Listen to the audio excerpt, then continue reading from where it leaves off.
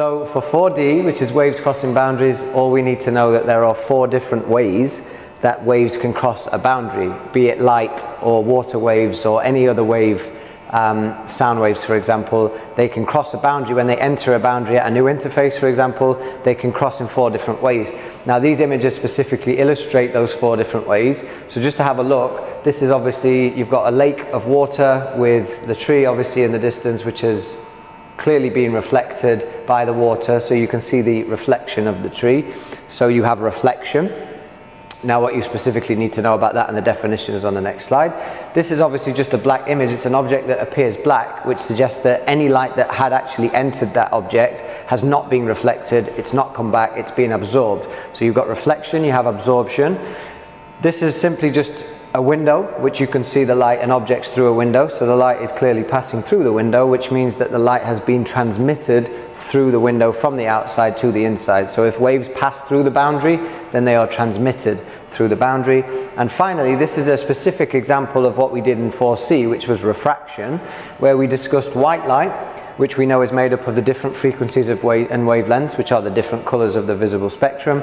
And what happens to white light when it passes through a triangular prism is it refracts, but each wavelength, each frequency changes its speed by different amounts, therefore refracts by different amounts.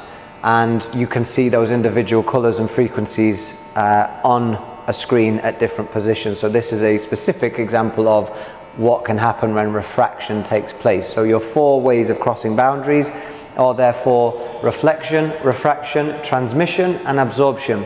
Now you need to be able to actually attach a definition to each of those 4 things, and in some cases answer questions explaining what's happening when that takes place.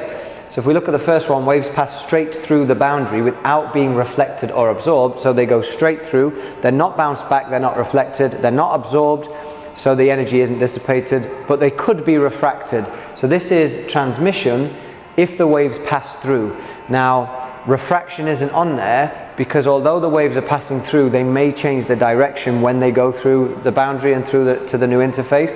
So transmission is any waves that go through, but if they refract, they are still transmitted. It's just that they're transmitted and refracted as well. The wave's energy is dissipated at the boundary into the material. We've seen this word dissipated before in energy, where the energy is dissipated to the surroundings or lost to the surroundings. So if energy is dissipated at the boundary and the energy dissipates through the material itself, then the wave disappears. So the wave is no longer, it doesn't exist, it hasn't gone through, it hasn't bounced back, so it must have been absorbed.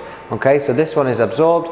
The waves bounce back. It's quite straightforward when you get that, but the waves bounce back off the boundary at the same angle that they entered to the normal. So that's clearly reflection if the waves are bouncing back. But it specifically says during reflection, if the incident angle of the light ray entering the boundary, or the mirror for example, we always measure from the normal to the ray, the incident angle must be equal to the reflected angle. So the law of reflection is the incident angle is equal to the reflected angle. And then for finally, the wave speed changes upon entering the boundary. We know that is about refraction, and causes the wave to change direction relative to the normal line. So refraction happens when waves change their direction.